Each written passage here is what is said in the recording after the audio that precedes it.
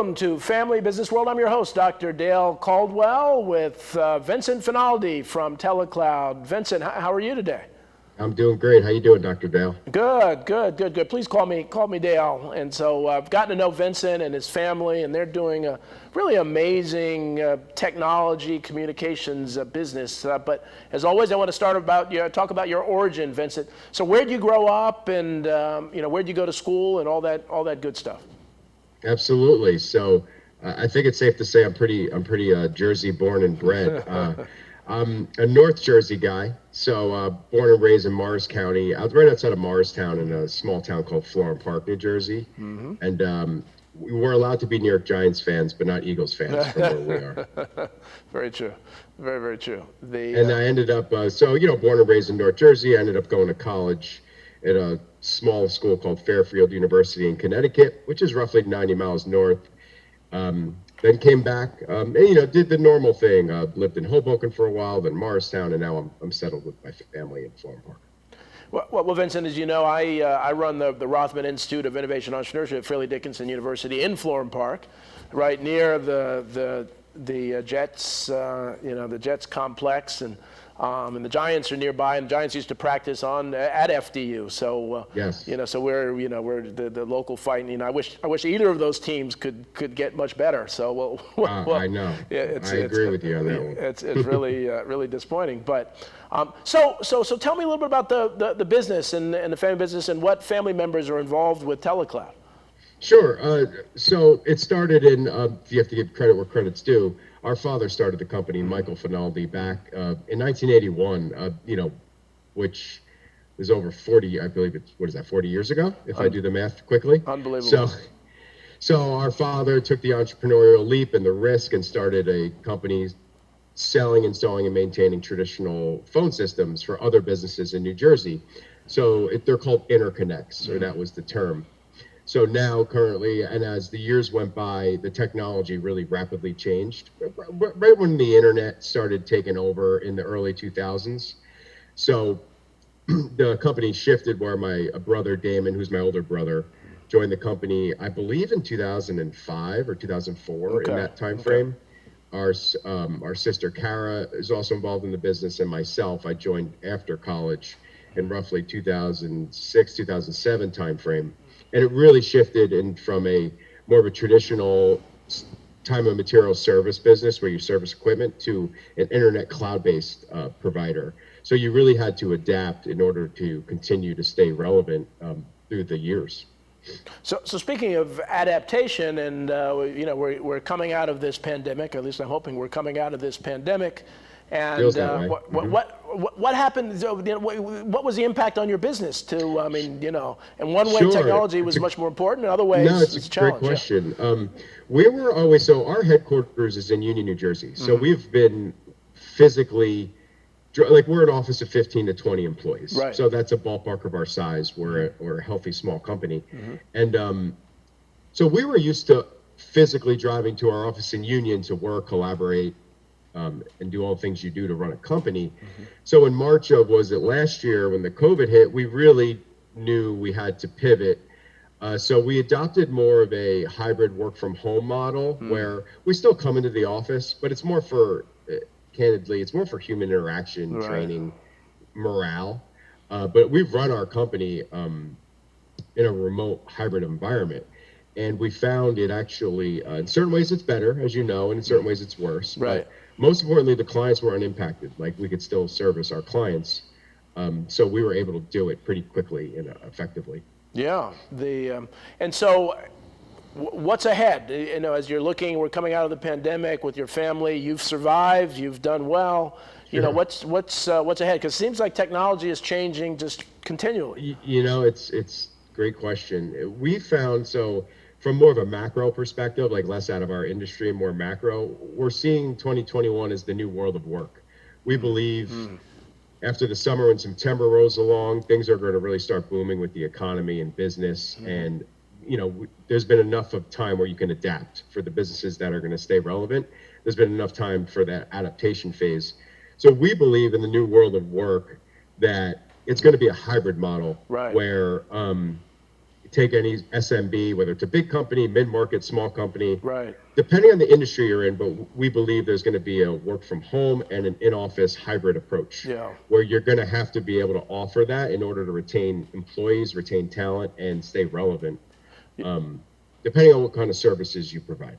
Well, it's interesting. I'm reading more and more articles. In fact, there was one today, I think it was in the Post or the Times, talking about the idea that, employers didn't trust people working from home, but surprise, surprise, people are actually more productive when they're working from home.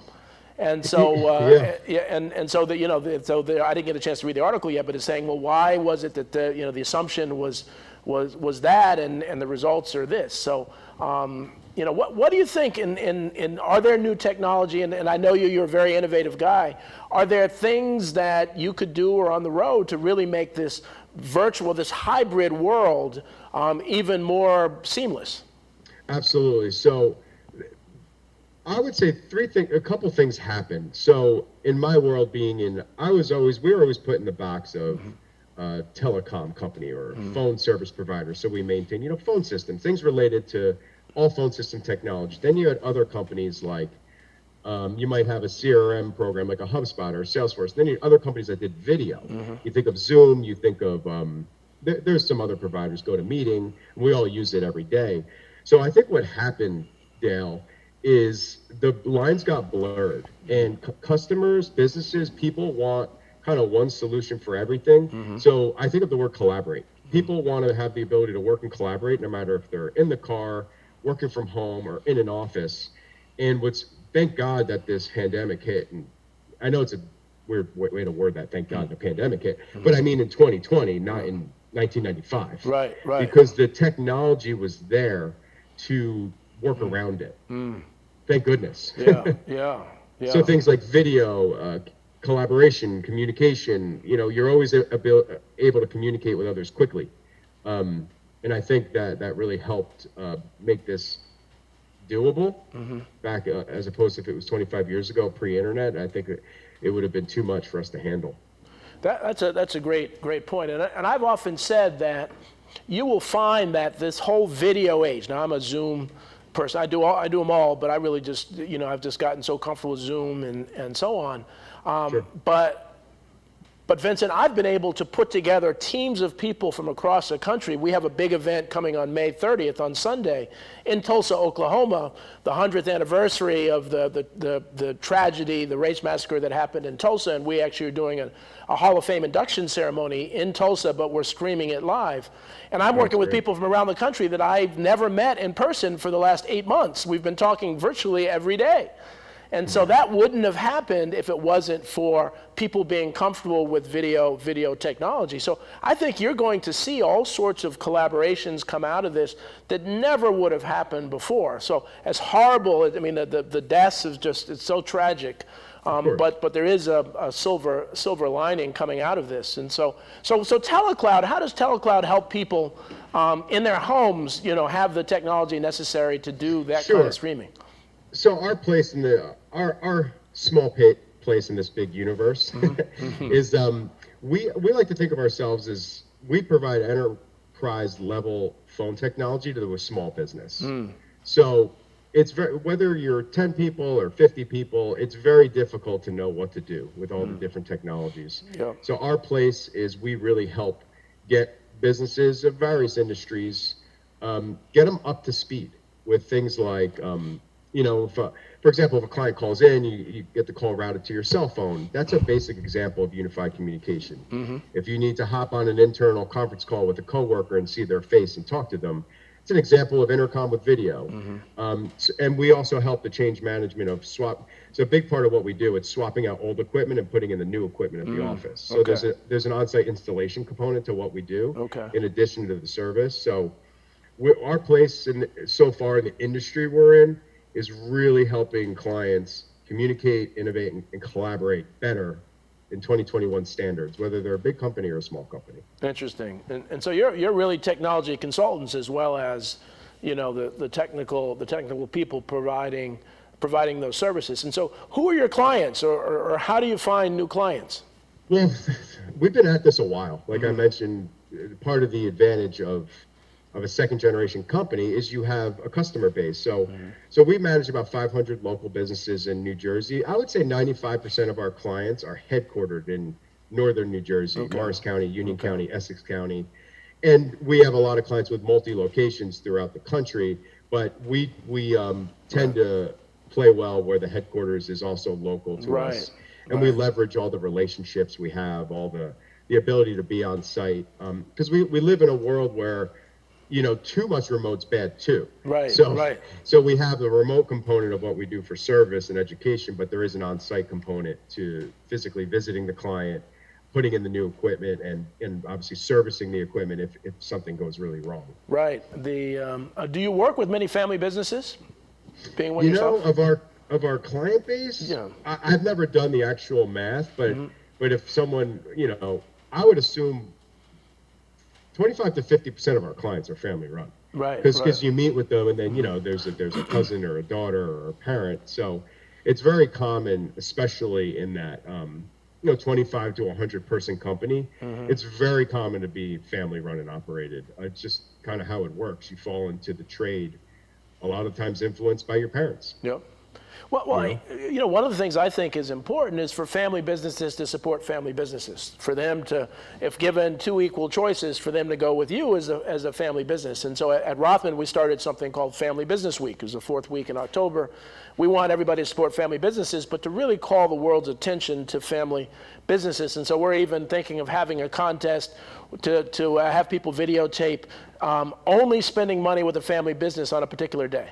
So everything they do is going to be for a family business, because they are the backbone, not just of America, but of the world. And so we need to really, really do that. So I even say, even a marketing strategy, that we're a family business and so on. And so Vincent, you don't know, I go to business and say, oh, are you guys a family business? And they light up that somebody even noticed that and even cared that they were a family business.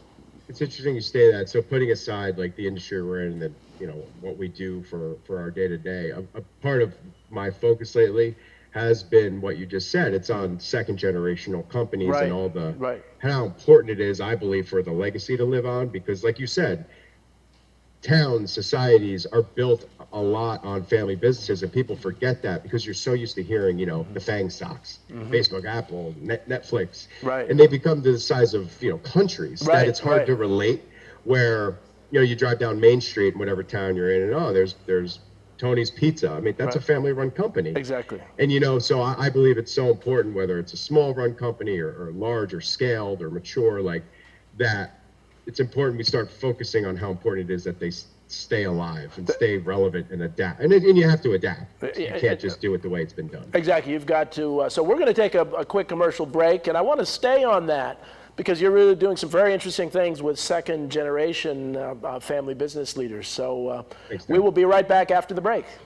Sounds great.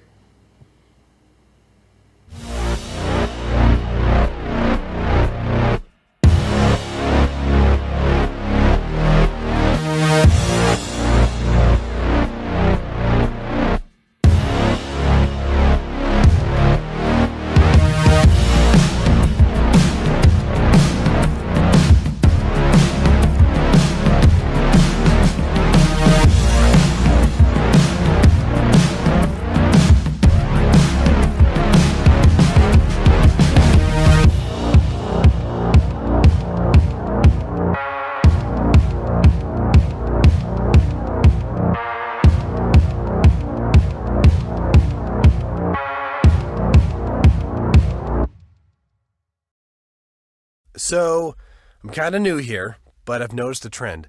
My human does this funny thing where she goes around and gets all my toys, and then she hides them in that basket by the door. But it's always the same basket, and it's always in the same place. And then she acts so surprised when I find them, but, she's putting them in the same basket. Again. It's like, hello, that's where you put it last time. You were the worst at hide and go seek.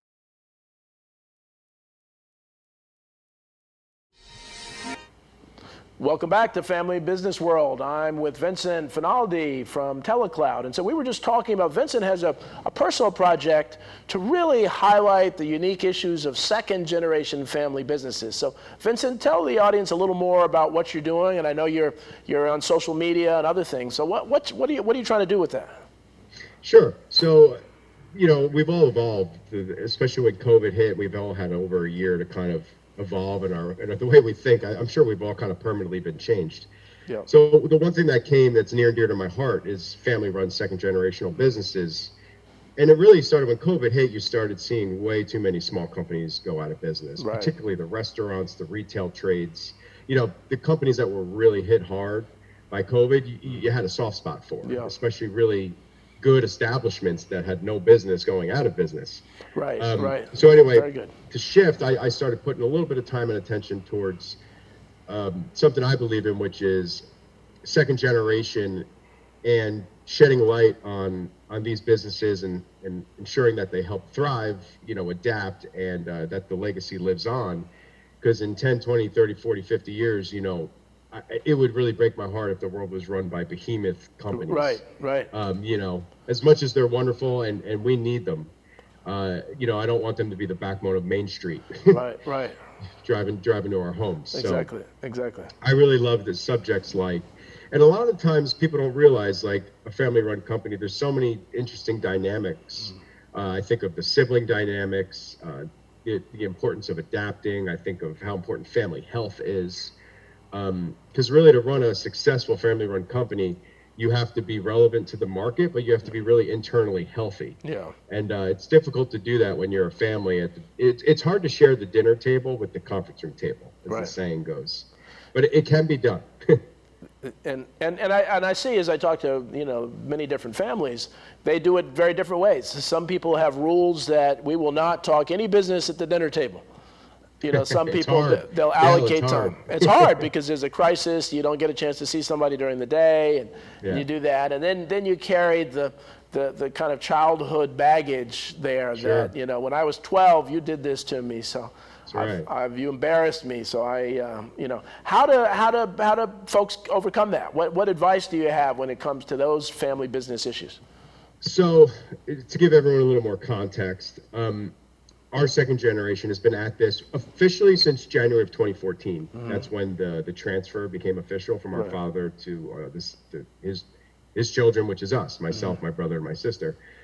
So we've had about 7 years of testing, and through a lot of trial and error and mistakes, we realized a few things had to happen. First is we brought out an internal operating system. It's called EOS, Entrepreneur Organizational System. Okay. And it's popular brand if you Google it. And it forced you to have really clear roles. So even though you're brother, sister, cousin, father, it's like, hey, what's your role in this company? And there has to be, whether we like to admit it or not, there has to be a little bit of structure. Like, think of military. Like, someone has to be in charge of this. Someone has to be in charge of that. Right. And you really got to get over your own ego and realize the health of the business is more important than your feelings of who's reporting to who. Right. So that was a big change. I believe rolling out the internal system was very helpful.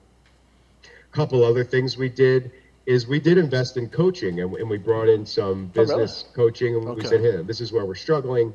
And we realized we had to talk and treat each other like business people during the day, and we can go back to, giving each other, a hard time after work. Right? I could do spitballs at my sister after work, not during work. But so it definitely takes time and attention, but some things are not possible to change. Like there's a popular book you might have heard of called Birth Order. Okay.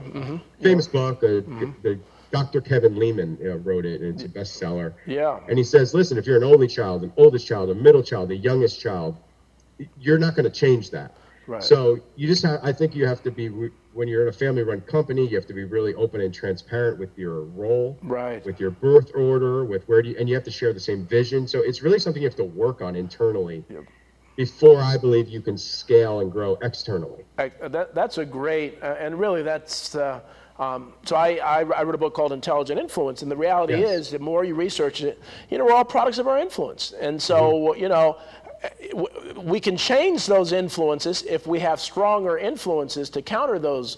And so you really are so far ahead. And I love the fact that you're kind of studying this and talking about this, because every family business really needs to have these conversations. And so often, Vincent, as you know, they put it off until they got to deal with it. And that doesn't work. And another thing I've observed, not just in our own ecosystem, but in the outside world, I've noticed there's too much informality in family-run companies. Like if you have, an owner or two owners and the children come in, there isn't enough formality of the legalization of the paperwork, buy-sell agreements, cross, insurance, God forbid something happens. And I think you get to a point where whether you run a $1 million company or a $20 million company, it's your livelihood and your life, and it becomes your baby. And I think there has to be more of a seriousness to the formality of it. Otherwise, you're going to resort back to bad habits and family structure. You really have to put the business stamp on it while you love and trust each other. You have to do both. But, and that's a real, it's a family business with the weight on the business side. Yes. Right? And so, because that's why you're existing and that's why you're there. And so, sure. It's and there are some family business conferences. In fact, we were thinking about doing one in New Jersey. Maybe we'll talk to you about that, to work with some other groups to actually do a retreat, kind of a family business, get family business people to come in and talk about exactly what we were just talking about now. That kind of thing. So we will definitely talk about that. Dale, there's so many relevant, complex issues that you can't cover absolutely. them all. Like even another one just to throw out. All right, your second generation, do you want to go to third generation? Do you want optionality to sell? Right. What if one of the three siblings wants to exit? These are complex things that you cannot figure out in an hour over coffee. They're going to take hours of serious thinking. Hours of serious thinking, but also of that decision, but also thinking about what are you going to do if you get the money? I think a lot of people assume that selling the business is the goal and the panacea, and life is going to be great because I have a lot of money. On the sailboat with the cigar. Yeah, exactly, right? Sailboat with the cigar. But you look at a lot of people who've done that. Human beings need a reason for living, and if you don't have a reason for living and all you have is as much money as you want, that's not necessarily a great life. But one of the challenges is, I want you to address this, is that a lot of young people hear the stories of my company didn't make any money, but I sold it for $1 billion to Google because they don't, they want to use my technology, and that's what I want. Yeah. And so there are a lot of people who don't think about carrying on that family legacy and really making the business sustainable. How do you counter that? Because you're a lot younger than I am. How do you counter that with your generation and younger? Our business coach, he's a local guy. His name is John Sheridan. Okay. We asked him that, and it wasn't like we were like, hey, how does one even broach the subject of exiting? Like, how do you even talk about it intelligently? And his advice was, you want to run a business so well that somebody will want to buy it, but you won't want to sell it at that point because it's run so well. Right. So he's like, it's kind of a catch-22. By the time it's sexy enough where someone really wants it, you're probably not going to want to sell it. Right. Because so many of the problems that you're dealing with are going to be solved through better systems, better people, better structure, better, So it was an interesting advice. He's like, by the time you could even sell it for the number you'd want, you might not even want to sell it. It's an interesting reality in today's world where it's the same thing, which I really disagree with banks, is that they'll loan to people who don't need the money, until you're in a stage where you don't need the money. And when I talk to long-term businesses, most of them have been started with these things called character loans. That they said, well, we know you're a good guy or a good woman, and so we're going to give it to you, even though you don't have any fundamentals. That doesn't happen anymore. And the same thing here is that you don't want to try to sell your business when you have to. You want your business to be so successful that people are knocking your door down to try to sell it. And you're not interested because you love what you do. And, right, exactly. And exactly. and you're loyal to your staff, your clients, but. It's not a dirty word either. It's just something you have to be aware of. Yeah, and you also have to have a vision too. I think some people don't have a vision. And so where you are in technology, a good friend of mine is getting her doctorate in cybersecurity. She's an expert in deep fakes. The whole technology and other things. And so I imagine that there will be technology that will help you identify deep fakes. Which are kind of fake videos and fake kind of things. Have you seen anything like that, or is that as well as other things? Is that in the cybersecurity? Cybersecurity, cybersecurity stuff. My goodness. So Well, back to the business side. So we at TeleCloud, we partner with a lot of IT companies in New Jersey.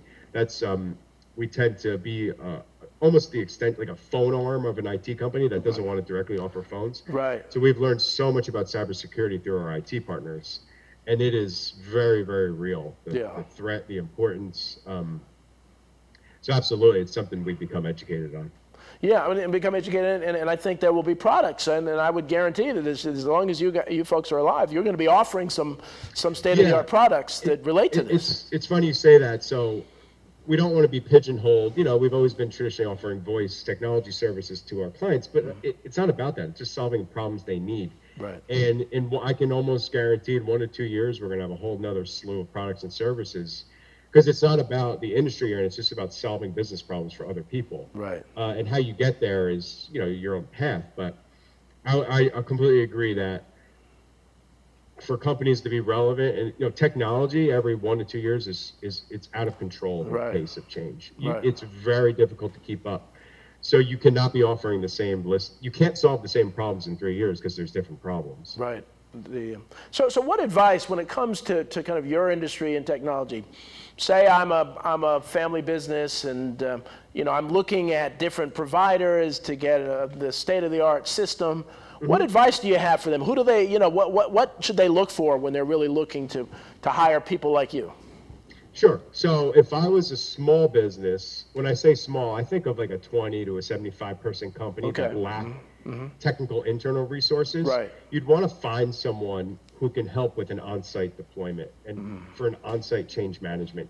Because there's a ton of stuff with phone systems and computer systems. There's cabling, firewall switches. There's change management that's hard to figure out. Right. So my advice would be find a local partner. Right.